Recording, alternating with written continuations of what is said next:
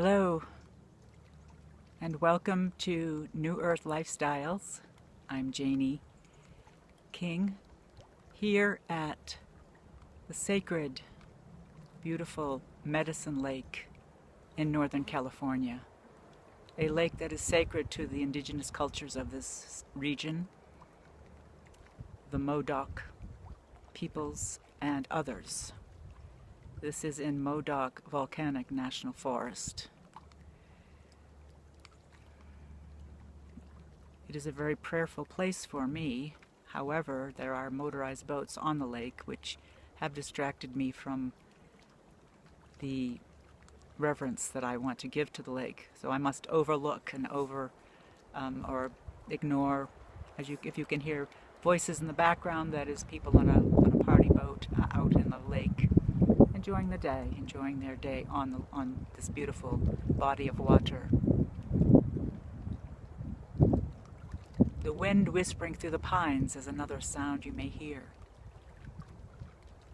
You may hear birds. The nuthatch has been following me on my journey, as well as the turkey vulture. I've seen turkey vultures almost every day of my journey since a year ago, July 6, 2016, through today, which is August 29, 2017. So I have been focusing on the water for over a year now.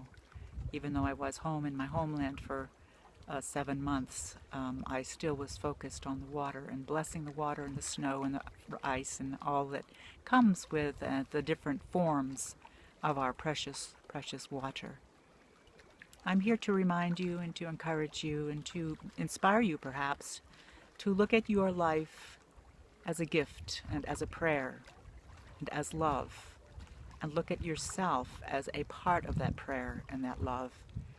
As I am on this journey, I am coming closer and closer to loving myself, which I've come to understand through some of my teachings of Abraham Hicks, through the Abraham channelings of Esther Hicks, that when you love someone more than you love yourself, you're giving yourself away, and you really don't have enough for your own happiness and for your own sustenance to sustain your life. And therefore,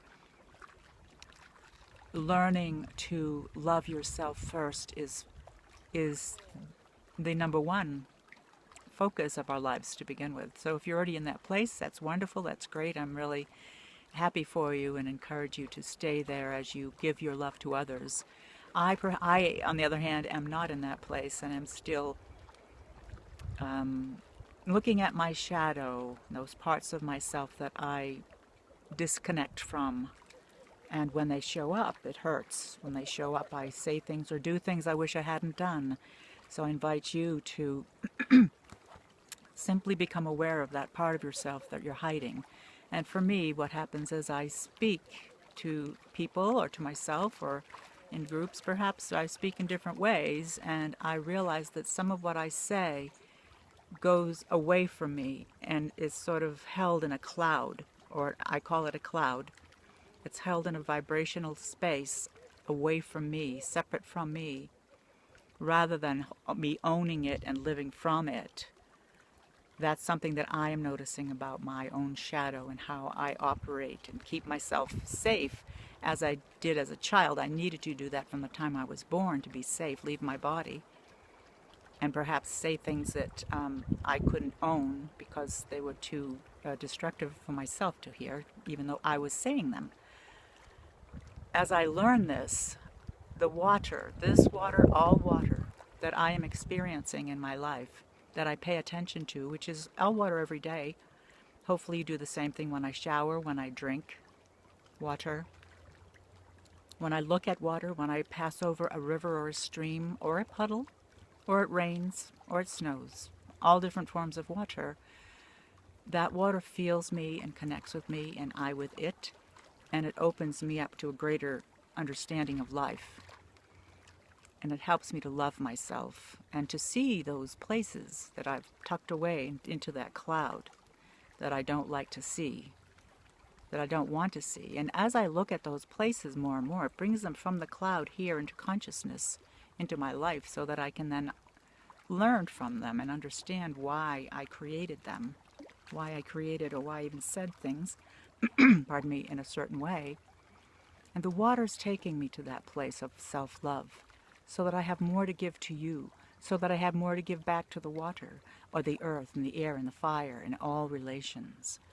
The more I have to give to humanity, to the earth, to the cosmos, I believe the happier I will be.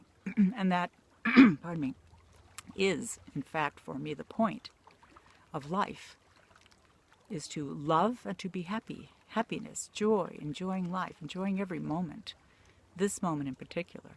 And as I learn to do that, I invite you, and I take you along with me in my journey here, on my video journey of my Water Blessing Walk, Chapter 2, inviting you to look at yourself in a different way, perhaps, or in a deeper way, or in an understanding way. When things happen to you that, little spider climbing up on my hat, I think. When things happen to you that make you feel bad, or sad, or cry, or upset in any way, that is a beautiful opportunity for you to go deeper into who you are.